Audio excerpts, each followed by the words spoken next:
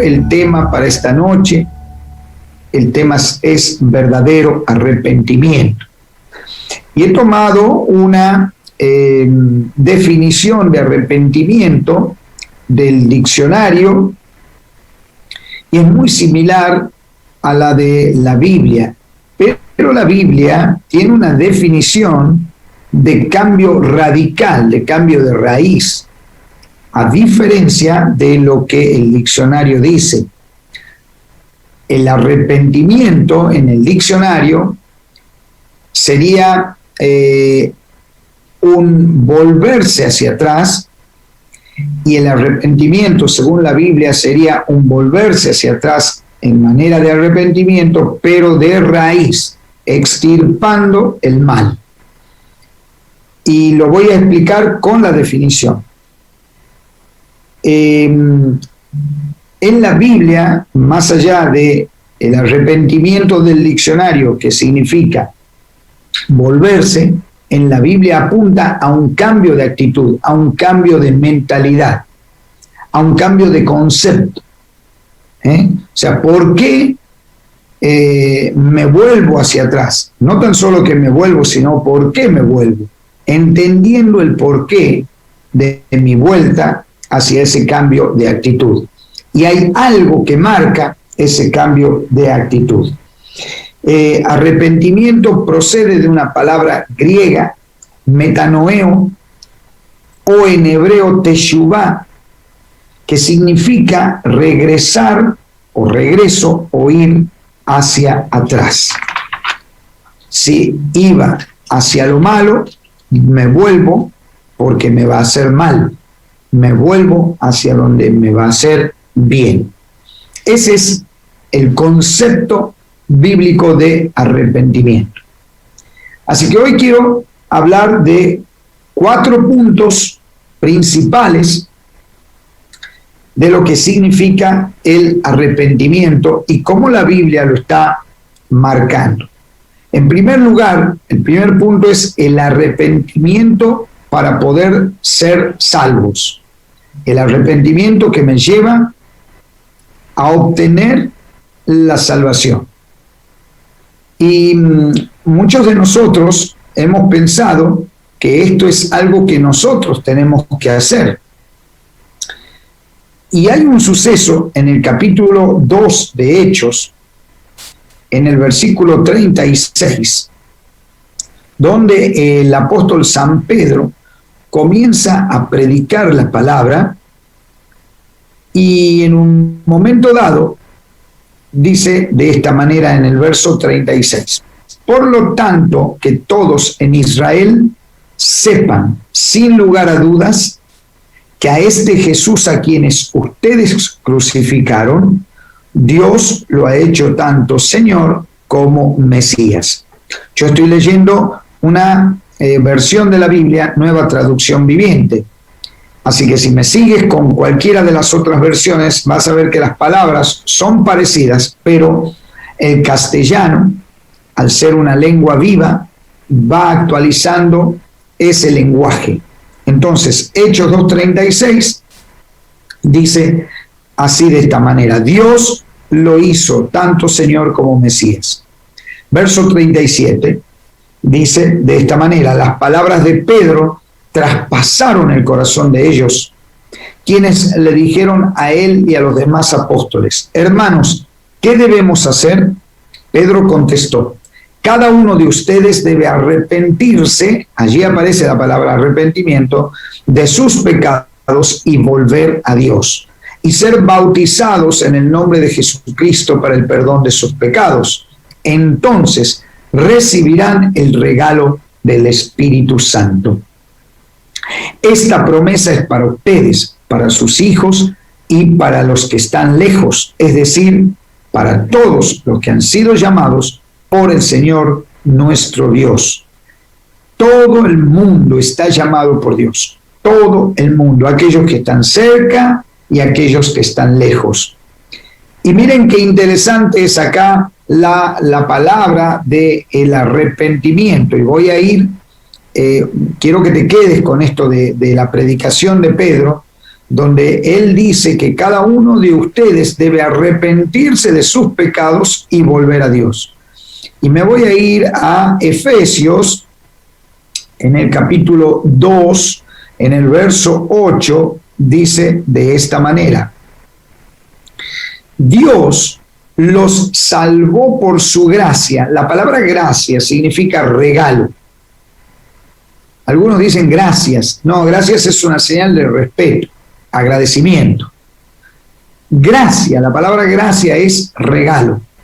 Dios los salvó por su gracia, por su regalo, cuando creyeron. Ustedes no tienen ningún mérito en eso, es un regalo de Dios. La salvación no es un premio por las cosas buenas que hayamos hecho. Así que ninguno de nosotros puede jactarse de ser salvo. Y acá quiero decirlo porque cuando yo converso con muchas personas, muchos me dicen: bueno, pero yo no le hago mal a nadie, pero yo le agradezco a Dios antes de salir, le agradezco a Dios cuando voy a comer, le agradezco a Dios cuando llego a mi casa, no le grito a mi esposa, no le grito a mis hijos. Todas esas son obras que el ser humano en realidad las hace por responsabilidad propia. Algunos las hacen menos, otros las hacen más. Pero el cielo, la salvación, no se puede ganar por mérito propio. Por eso es que vino Jesucristo. Y ese regalo de Dios, esa gracia, ese regalo estuvo dado en la persona de Jesús. Porque Jesús vino a morir por vos y por mí. Ahora, aquí viene la palabra arrepentirse. Esa palabra es un cambio de actitud y un cambio de concepto. Ya no es que le voy a hacer un favor a Dios porque hago esto o porque hago aquello, sino que Dios ha venido por mí y yo me vuelvo de mis pecados porque sé que voy hacia un precipicio.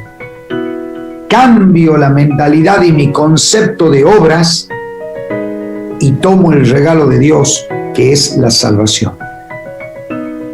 Así que en primer lugar, la salvación no se puede comprar.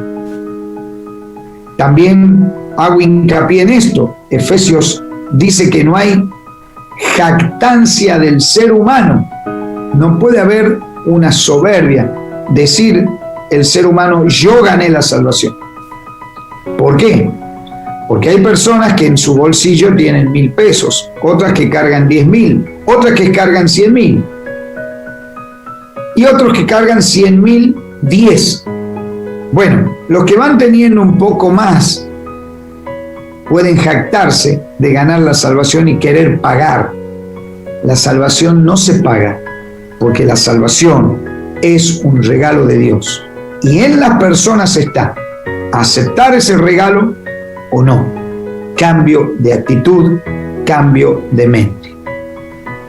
En segundo lugar, quiero ir hacia una especie de pregunta: ¿arrepentimiento o remordimiento? El remordimiento es algo que presiona en mi vida y que en realidad me lleva incluso a la depresión. Me lleva a estar tirado o tirada en el caso de ser mujer. Pero el arrepentimiento me lleva a volverme. Y acá hay dos hombres que caminaron con Jesús. Uno se llamó Judas. Y voy a ir a la palabra de Dios, allí en San Mateo, en el evangelista San Mateo, en el Evangelio de San Mateo, en el capítulo 27. Muy interesante esta parte porque algunos que han seguido la historia van a ver que hay dos maneras de traicionar. Judas traiciona al Señor de manera profesional, por dinero. Y hay un gran discípulo, el apóstol San Pedro, que lo traiciona sin dinero de por medio. pero uno siguió y el otro se quedó en el camino. Dice la Biblia en San Mateo capítulo 27, verso 3. Cuando Judas, quien lo había traicionado, se dio cuenta de que habían condenado a muerte a Jesús, se llenó de remordimiento. Allí está la palabra. Así que devolvió las 30 piezas de plata a los principales sacerdotes y a los ancianos. He pecado, declaró, porque traicioné a un hombre inocente. ¿Qué nos importa?, contestaron los que recibieron o los que le dieron el dinero. Ese es tu problema. Entonces Judas tiró las monedas de plata en el templo, salió y se ahorcó. Una persona depresiva tiene mucho remordimiento y Satanás nubla ese entendimiento para que no actúe con arrepentimiento. Entonces no tiene tiempo de volver, no tiene el espacio, no tiene la mirada puesta en el volver, sino que se va hacia su propio precipicio. Seguidamente quiero que leamos la historia de Pedro, San Lucas capítulo 22. Quédate con lo de Judas, por favor, porque es muy importante. San Lucas capítulo 22, y me voy a ir casi al final de los versículos, en el verso 55. Verso 55 estoy buscando, así que si ya lo tienes, quédate allí. Dice la Biblia de esta manera: los guardias encendieron una fogata en medio del patio y se sentaron alrededor, y Pedro se sumó al grupo. Una sirvienta lo vio a la luz de la fogata y comenzó a mirarlo fijamente. Por fin dijo: este hombre era uno de los seguidores de Jesús. Pero Pedro lo negó. Mujer, ni siquiera lo conozco. Después de un rato, alguien más lo vio y dijo: seguramente tú eres uno de ellos. No, hombre, no lo soy, contestó. Alrededor de una hora más tarde, otra persona insistió: seguro este es uno de ellos, porque también es Galileo. Pero Pedro dijo: hombre, no sé de qué hablas.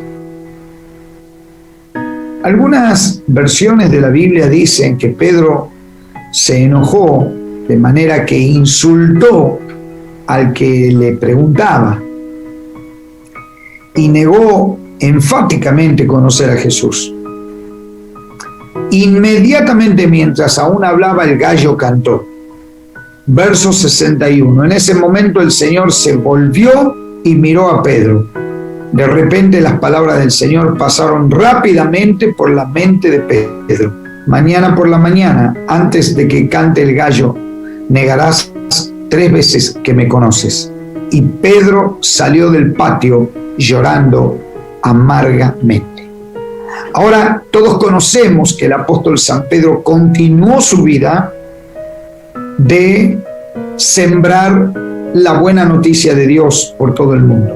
Continuó su vida de evangelista, de ministro, de anciano, de pastor. Pero en ese momento Pedro también podría haber tomado una soga como Judas y ahorcarse. Pero tomó la decisión de seguir a Cristo porque se arrepintió. Y porque una persona arrepentida va a ser usada por Dios. No va a ser una persona menos como el que se suicida, sino va a ser una persona que va a ganar a muchos otros, porque Dios va a estar con él. Así que quizás estás en un momento de cambio de actitud. No te olvides, es muy importante el arrepentimiento. No te quedes en el remordimiento, sino que arrepiéntete y ven hacia Dios. Él te quiere utilizar. Él quiere utilizarte a ti como una mujer o un hombre que vale realmente lo que Él dio, su propia vida. En tercer lugar, quiero tocar este punto: arrepentimiento y cambio de actitud. Acá ya interviene la iglesia. Vamos a ver la iglesia, la obra de Dios, la obra maestra de Dios se asienta en algo que se llama iglesia, que la palabra iglesia viene de eclesia, llamado fuera de, significa llamados a no a hacer negocios con el sistema, fuera de ese sistema. O sea, no a hacer negocios ni componendas, a vivir en el sistema, a llevar a otros a Cristo en el sistema, a hablar en el sistema, a hacer transacciones en el sistema, pero no a aliarme en las cosas oscuras del sistema. No a hacer las componendas satánicas del sistema, sino a ser un ejemplo en el sistema y una luz que alumbre en el mismo para el cambio de una sociedad.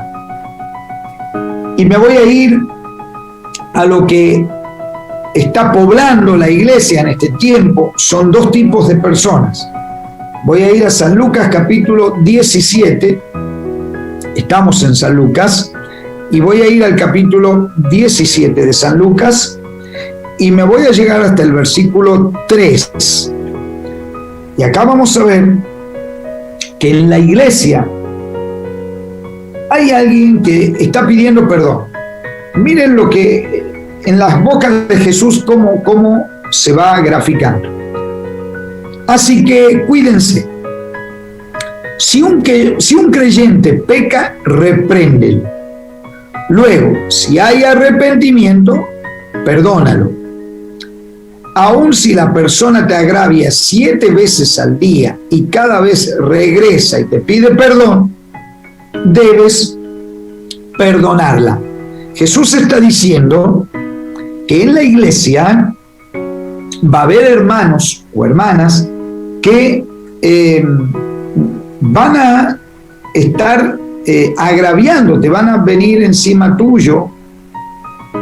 Yo diría, hasta van a obstaculizar tu crecimiento espiritual. Ahora, qué interesante, porque Jesús dice, esto va a pasar en la iglesia. Pero también habla de que hay un arrepentimiento que no cambió de actitud. Ahora, de mi parte hay perdón. Ahora, de la otra parte, quizás no hay un cambio de actitud, no hay un cambio radical. Por eso es que sigue agraviando. Y Jesús toma el recaudo y dice, si te agravia 7 veces al día y cada vez regresa y te pide perdón, debes perdonar. De tu parte hay perdón, pero de la otra parte no hay un cambio de actitud. Y eso estanca la iglesia misma, obstaculiza el crecimiento espiritual. Por eso hay muchos lugares donde no se crece en lo espiritual y se estanca la obra del Señor. Y lo que debiera expandirse queda en lo chiquito. Y voy a ir a la otra persona, y está en 2 Corintios, capítulo 7, 2 Corintios, en el capítulo 7, arrancando en el verso 9. Qué interesante, porque acá está hablando el apóstol San Pablo, y dice de esta manera: ahora me alegro de haberla enviado.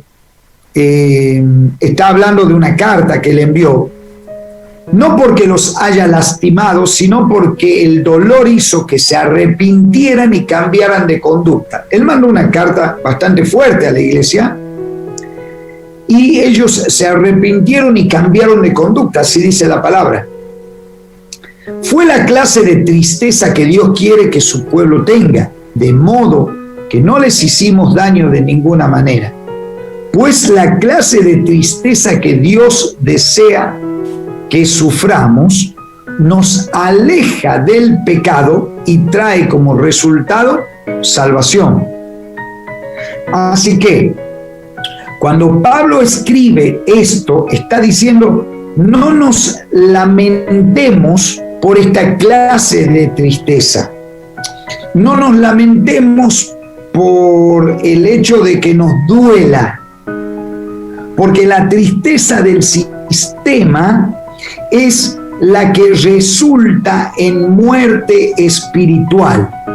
Por eso dice este versículo, que me gustaría reiterarlo: la clase de tristeza que Dios desea que suframos nos aleja del pecado y trae como resultado salvación.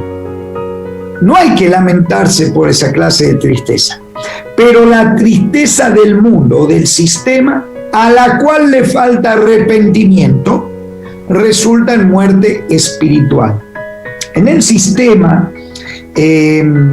hay una clase de tristeza así, pero en la iglesia también. Gente que no se arrepiente completamente, gente que sigue obstaculizando la obra del Señor. Pero qué bueno que es saber de que hay una tristeza que produce en el Hijo de Dios algo que lo lleva al arrepentimiento. Y quiero terminar con el verso 11, que dice de esta manera: tan solo miren lo que produjo esa tristeza que proviene de Dios en ustedes. Miren lo que produjo en ustedes esta tristeza. Tal fervor, tal ansiedad por limpiar su nombre, tal indignación, tal preocupación, tal deseo de verme, tal celo y tal disposición para castigar lo malo. Ustedes demostraron haber hecho todo lo necesario para corregir la situación. Esa es la otra clase de persona que está en una iglesia. Porque acá el apóstol Pablo le habla a la iglesia de Corinto. La iglesia de Corinto tenía un desorden adentro, pero había hermanos que se llegaban a arrepentir de tal manera que, reitero lo que dice el apóstol San Pablo, tenían mucha indignación, mucha preocupación, tenían disposición a castigar lo malo y habían hecho todo lo necesario para corregir lo malo que habían hecho. Ese es el verdadero arrepentimiento.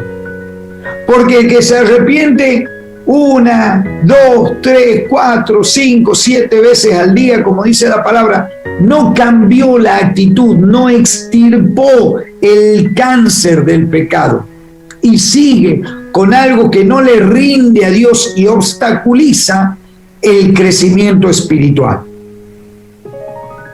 Pero hay otra persona, otro tipo de persona en la iglesia que se siente mal con el pecado cometido y vuelve hacia atrás y cambia la historia de su vida. ¿Cómo? Arrepintiéndose de todo corazón. Y por supuesto, cambiando la actitud. Así que voy a terminar con el cuarto punto, que es el arrepentimiento verdadero.